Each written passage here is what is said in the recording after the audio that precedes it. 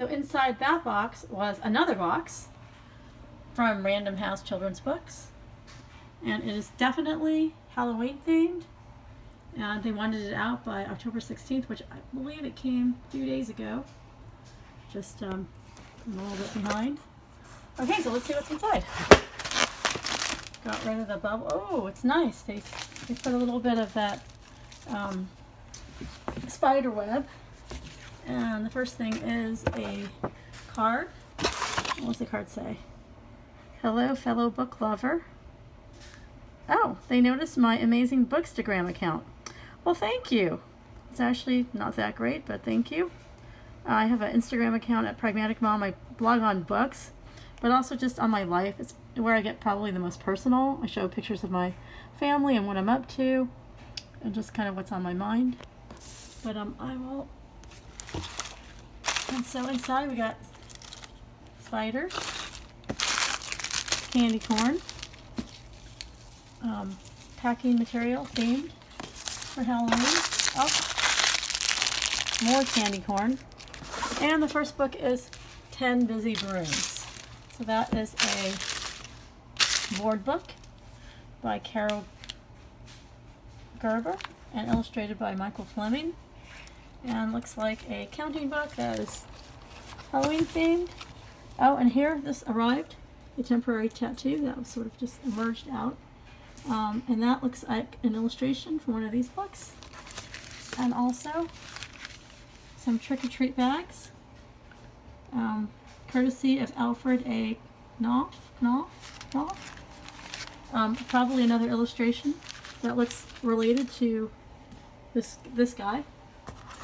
Oh, she made a monster. How Mary Shelley created Frankenstein. I got this earlier actually, and I read it, and I thought it's great. It's actually the story about Mary Shelley and the first book that she wrote, and she was pretty young actually, and hanging out with Lord Byron of all people, like pretty fine company, and wrote it as a short story while staying at a house because that's what they did for entertainment. And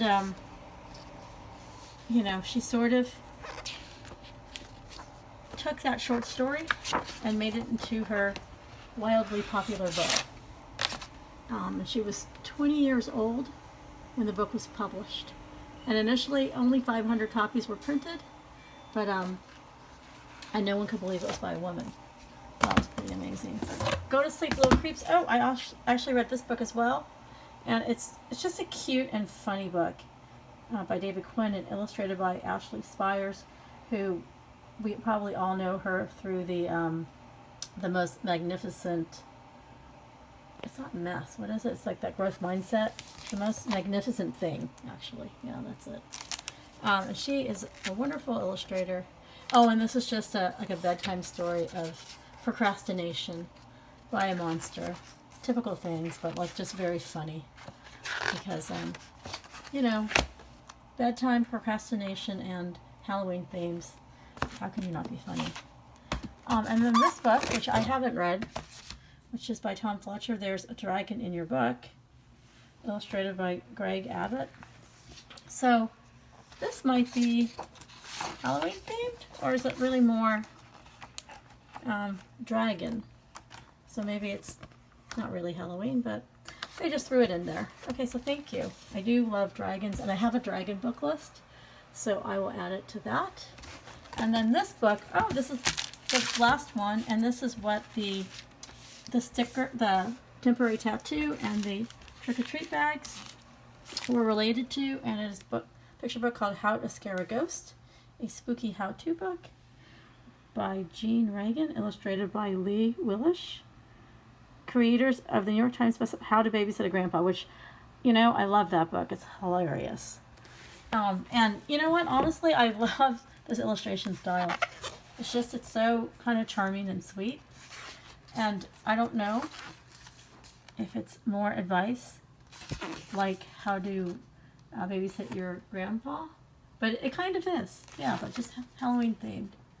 So kind of how to achieve Halloween proficiency, if not excellence. That will be revealed in this book. So it's kind of how to choose a costume, and go trick-or-treating. And I'm sure it's the same tongue-in-cheek hilarity that we've come to know and love from How to Babysit a Grandpa. So, wow, thank you so much. These are really cute trick-or-treat bags. Unfortunately, I get very few trick-or-treaters because our street is like, doesn't really look like a street. It looks like a driveway. And we're lucky to get 1 or 2 kids. But I think I might do a giveaway on my Instagram, actually, and do a combination of some of these items. So that way, my kids don't really trick-or-treat anymore. And they're kind of old enough. I mean, they're kind of the right age. I mean, like, the youngest is 13, but he stopped trick-or-treating about a year or 2 ago.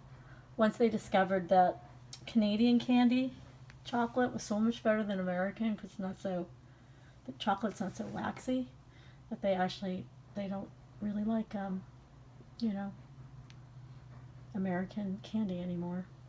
All right, thank you so much for this package. I hope you guys will come to my Instagram.